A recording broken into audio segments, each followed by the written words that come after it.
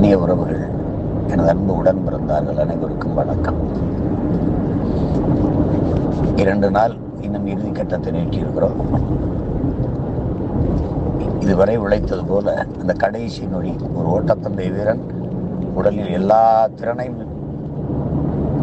ஒன்றாக குவித்து கடைசி நொடியில் வேகம் எடுத்து ஓடி வெற்றி கோட்டை தொடுவது போல இந்த 2 நாட்களும் மிகுந்த ஈடுபாட்டோடு கடும் உழைப்பை கொட்டி வெற்றி என்ற அந்த சாதனை சொல்லை நாம் தொடணும். அதுதான் முக்கியம். ஒற்றுமையாக நின்று வேலை செய்ய பாருங்க. இதில் எப்பவுமே ஒற்றுமை தான் வலிமை சேர்க்கும். அதன் முன்னோர்கள் பல தடவை வலியுறுத்தி நமக்கு பாடிட்டாங்க, பேசிட்டாங்க, எழுதிட்டாங்க. அதை நானும் பல முறை எடுத்து சொல்லிட்டேன் உங்களுக்கு. எப்பவுமே சிறிய விலங்குகள், சிறிய மிருகங்கள் பார்த்திங்கன்னா ஒற்றுமையாக இருக்கும். இங்கேயே சிறிய எண்ணிக்கையில் இருக்கிற பிற இனத்தவர்கள்லாம் அவ்வளவு ஒற்றுமையாக இருப்பார்கள். மற்ற இனங்கள் எல்லாம் தனித்தனியாக இருக்கும், கூடி செயல் செய்வார்கள்.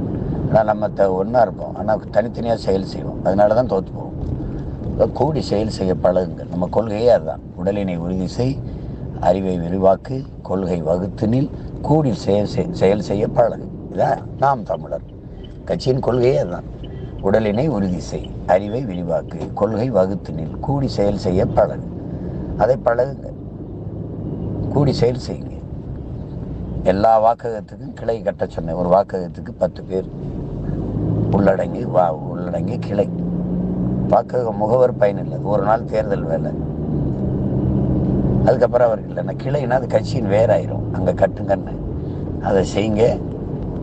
அங்கே வாக்ககத்தில் எந்த வாக்ககமும் வெற்றிடம் இருக்கக்கூடாது. எல்லா இடத்துலையும் நம்ம ஆளுகள் இருக்கணும். அதை நிரப்பி இறுதி கட்ட பணியை சிறப்பாக செய்து முடிப்பீர்கள் என்ற நம்பிக்கையோடு நான் பயணித்துக் கொண்டிருக்கிறேன்.